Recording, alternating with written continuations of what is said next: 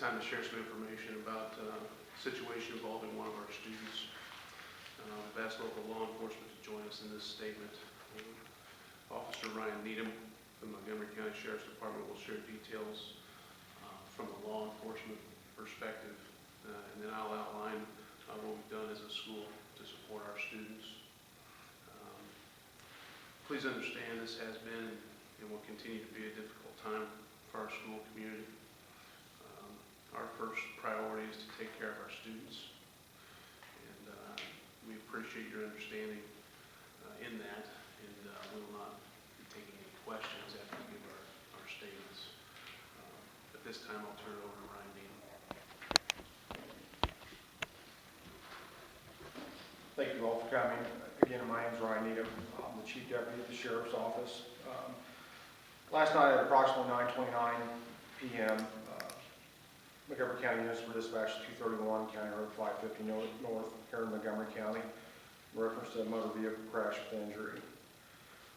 Our initial investigation indicates that Raylan Early, 17 years old of Crawfordsville, was driving a 2001 Chevrolet Lumina southbound on 231. She was waiting to turn east on the County Road 550 North. Caitlin McIntyre, also 17 years old of Crawfordsville, was driving a 2000 Ford Mustang. She was also southbound on US 231. McIntyre did not see the Lumina driven by Early that was in front of her and rear-ended the Lumina, forcing it across the center line. As the vehicle crossed the center line, it was struck by a truck driven by Rob Strasser of West Lafayette, who was northbound. Early was transported to St. Elizabeth Hospital in Crawfordsville where she was pronounced dead. McIntyre was also treated at St. Elizabeth Hospital with non-life-threatening injuries. Strasser and his passenger, John Spalding, were not injured in the crash. Crash reconstructionists from the Tippecanoe County Sheriff's Office and the Indiana State Police were called to the scene to assist. Toxicology results are pending and the investigation continues. We were also assisted at the scene by the Crawfordsville Fire Department, the Indiana State Police, the Tippecanoe County Sheriff's Office, and the Montgomery County Coroner's Office. At this time, I'm going to turn it back over to Mr. Miller.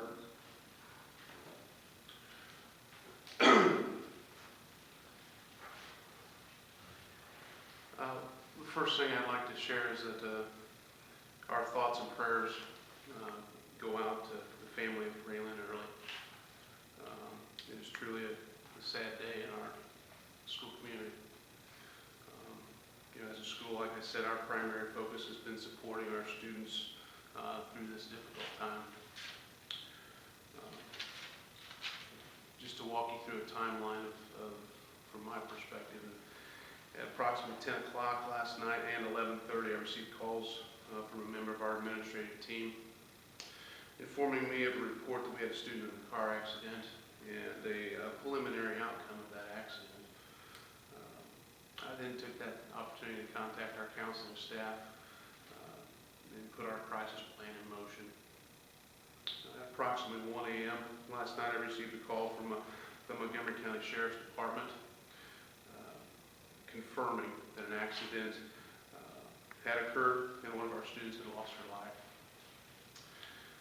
At 7:15 this morning, we began setting up counseling with all members of our school corporation's counseling staff in our media center. This involved three elementary counselors, one middle school counselor, and 2 high school counselors that they joined. 7:45 in the morning, we had an emergency meeting with our teachers. We met with our teachers to outline our strategy and our plan for supporting our students. We made teachers aware of the counseling services set up in the media center and emphasized to them when sending a student to either escort them down to our media center or to send them with another student. We also asked our teachers to walk the halls, check restrooms periodically and during their prep periods. We do not want any of our students to try to handle this and deal with this alone. And we wanted to make sure that all teachers had a firm understanding of that. It was the purpose of that meeting.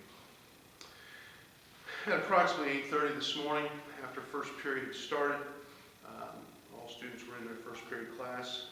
We made an announcement over the PA to the students, informing them of the car accident and the outcome. We also took that opportunity to outline for the students the counseling services that would be available to them in the media center. Those counselors will be stationed in our building for as long as needed as we deal with this tragedy. And, we thank you for being here.